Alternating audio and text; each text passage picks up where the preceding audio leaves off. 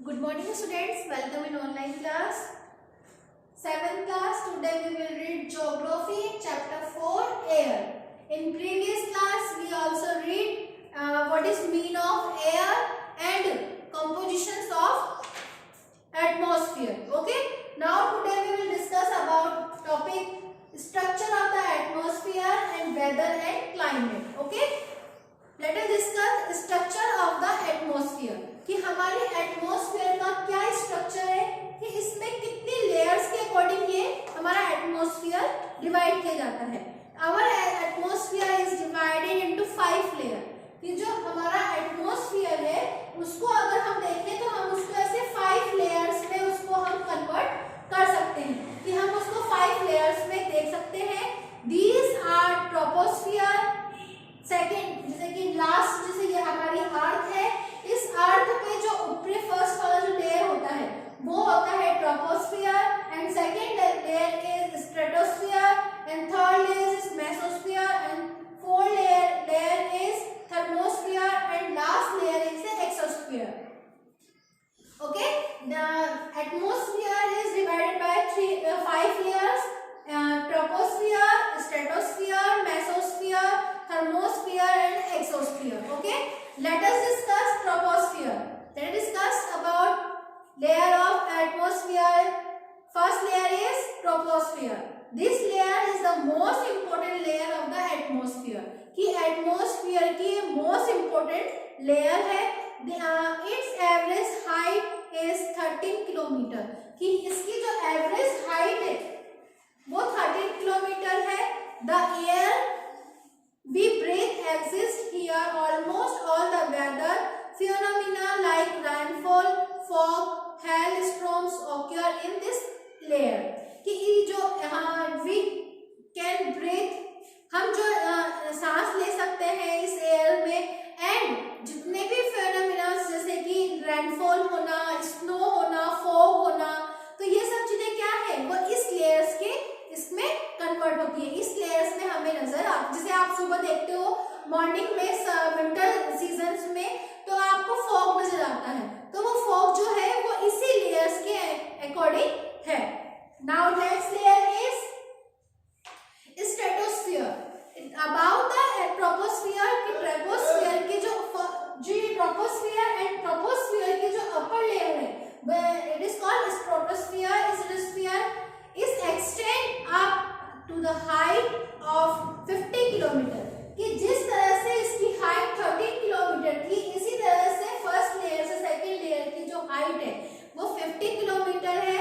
This layer is almost free from clouds and association with weather like phenomena making conditions most ideal for flying aeroplanes. One important feature of the stratosphere is that it contains a layer of ozone gas. कि stratosphere जो layer है इसकी height maximum height 50 kilometre है. This layer almost ये free of clouds, कि ये cloud से बिल्कुल फ्री है. इट मींस यहाँ पे क्लाउड्स नहीं होते. इसी के अकॉर्डिंग दिस लेयर, तो यहाँ पे इसके अनुसार हम इसमें देखते हैं क्योंकि फ्री ऑफ क्लाउड्स, कि ये क्लाउड से फ्री है. तो यहाँ पे क्या है ऐसे विथ वेदर, कि यहाँ का जो वेदर है वो सामान्य रहता है. इसी अकॉर्डिंग यहाँ पे हम एरोप्लेन्स फ्लाइंग होना ये सभी इस लेयर्स में होता है.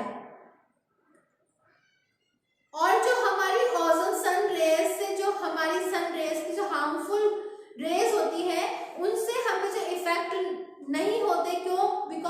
क्योंकि जो ओजोन लेयर है वो भी इस लेयर्स में ही होती है.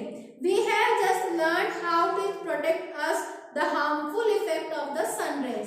कि ये हमें सन से हार्मफुल रेज जो है जो हम तक पहुंचती है उनसे भी हमें बचाती है. Okay, now next third layer is mesosphere.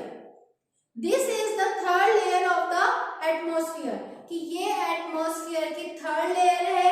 It lies about the stratosphere. कि ये स्ट्रेटोस्फियर के ऊपर वाली लेयर है, and it's lies about it extend up to the height of 80 kilometre.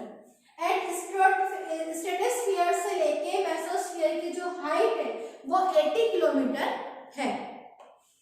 Meteoroids burned up in this layer on the entering from the space, कि अगर हमें space तक जाना है तो इसमें जो मेटेरियल होती है वो इसमें बर्न जलने लग जाते हैं.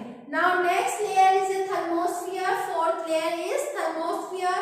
In thermosphere temperature rise very rapidly with increased height, कि जैसे ही हम हाइट पे इंक्रीज बढ़ते जाते हैं तो वैसे वैसे वहां का टेम्परेचर क्या होता है, टेम्परेचर राइज वेरी हार्डली, वहां का टेम्परेचर भी क्या होता है, बहुत ज्यादा बढ़ने लग जाता है. Ionosphere is a part of this layer, और लोनोस्फीयर जो है वो इसी की लेयर का एक पार्ट है, हिस्सा है. इस एक्सटेंड बिटवीन 18 to 400 किलोमीटर, कि इसकी जो हाइट है वो 80 से लेके 400 किलोमीटर तक भी है. This layer helps in the radio transmission, कि अगर जो हम सैटेलाइट्स के द्वारा, रेडियो के द्वारा जो हम सूचना प्रसारित करवाते हैं वो इस लेयर्स में जाते हैं. In fact, radio waves transmitted from the earth are reflected back to the earth by this layer, कि अगर हम वहां से अपनी अर्थ पर कोई सूचना पहुंचाते हैं या वहां से वहां पहुंचाते हैं तो इस लेयर्स के द्वारा पूरी की जाती है. Now next last layer is exosphere. The uppermost layer of the atmosphere is now known exosphere, कि हमारी जो लेयर्स में सबसे हाईएस्ट जो लेयर होती है उसे एक्सोस्फीयर कहा जाता है. This layer has very thin air, इसमें बहुत थिन एयर्स होती है, and light gases like helium, hydrogen float in the space from here, कि स्पेस में जो हीलियम और हाइड्रोजन गैस का जो पार्ट होता है वो इस लेयर में होता है. Okay, you must have understood. Okay, now next topic is weather and climate, कि वेदर क्या होता है और क्लाइमेट क्या होता है. It is going to rainy today, कि आज बारिश होगी. It is going to rain today, क्या आज बारिश हो सकती है. Will it be bright and sunny today, और यहाँ आज तो बहुत चमकीला और रोशनी भरा दिन है. How many times have we heard this from NSC cricket fans celebrating the fact of the one day match, कि अगर आप जब मैच देखते हो तो उस अकॉर्डिंग अगर आप देखते हो कि वहां पे बारिश आ जाती है या फिर वहां पे रोशनी हो रही, तो वहां पे जो अनाउंसमेंट किया जाता है तो उस अनाउंसमेंट में हम देखते हैं कि आज यहाँ पे बारिश के बादल छा रहे हैं, आगे बारिश आने की संभावना हो सकती है. इस तरह के अनाउंसमेंट्स आप सुनते हो ना, तो ये हम उससे क्या करते हैं, अनुमान लगाते हैं कि हो सकता है आज यहाँ पे बारिश आए, या फिर हो सकता है यहाँ पे आज बहुत ज्यादा तेज हवाएं चले, या फिर यहाँ पे आज सूर्य की रोशनी ज्यादा रहेगी. If we imagine our body to be radio and the mind in speaker, कि जैसे हम हमारी बॉडी को स्पीकर्स के द्वारा हम रेडियो पे या स्पीकर्स पे इन तरह की बातें सुनते हैं. Weather is something that fieldings with in control knobs, और वेदर जो है ये समथिंग फील्डिंग्स, कि ये हमारे द्वारा कंट्रोल करने वाली एक वो है, कि weather is this hour to hour day to day condition of the atmosphere, कि हमारे वातावरण के अनुसार दिन प्रतिदिन या घंटे में चेंज होने वाले अनुसार इसको वेदर कहा जाता है. अ हॉट और humid weather make one irritable, a pleasant breezy weather may one cheerful even plan for only outing, कि अगर हमें बाहर जाना है तो हम हमेशा ये माइंड में सेट करते हैं कि आज मौसम सुहाना होना चाहिए या फिर आज मौसम ठंडा होना चाहिए, जिसके अकॉर्डिंग हम अपने प्लान्स को, जैसे कि अगर आज मौसम ठंडा है तो हम घूमने का प्लान बनाएंगे, तो हम अपने वेदर्स के अकॉर्डिंग अपने प्लान को एक्सचेंज करते हैं और अपने प्लान को सेट करते हैं कि आज अगर हम कहीं जा रहे हैं सडनली बारिश आएगी तो हम रुक जाते हैं, तो उसी अकॉर्डिंग हम अपने वेदर को हावर टू हावर या डे टू डे भी चेंज करते होता है. Weather can change determinately from day to day, और जो वेदर है वो दिन प्रतिदिन भी चेंज होता है. हाँ, जैसे 2-3 दिन पहले अपने यहाँ पे बादल छाए हुए थे तो वहां पे ठंड हवा बहुत तेज थी, लेकिन अभी सूर्य की रोशनी आएगी तो हम धूप में खड़े होंगे तो हमें थोड़ी ठंड का एहसास कम होगा. Weather can change, however the average weather conditions of a place for a long period of time presents the climate of the place, कि क्लाइमेट वेदर तो ये होता है कि हमारा वेदर सडनली चेंज हो सकता है, लेकिन क्लाइमेट क्या होता है कि उस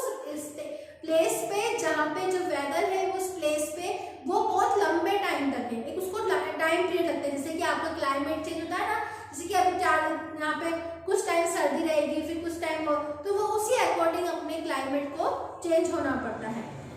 Now you can understand by that we have daily weather forecast कि अगर आप देखो डेली, अगर आप इसको जज कर सकते हो कि आपका वेदर किस तरह से है, आपका क्लाइमेट किस तरह से चेंज हो रहा है। Okay, you must have understood all topics. Okay, first is structure of the atmosphere and second is the weather and the climate. Okay, now next class we will read temperature, air pressure, wind and moisture. ठीक है,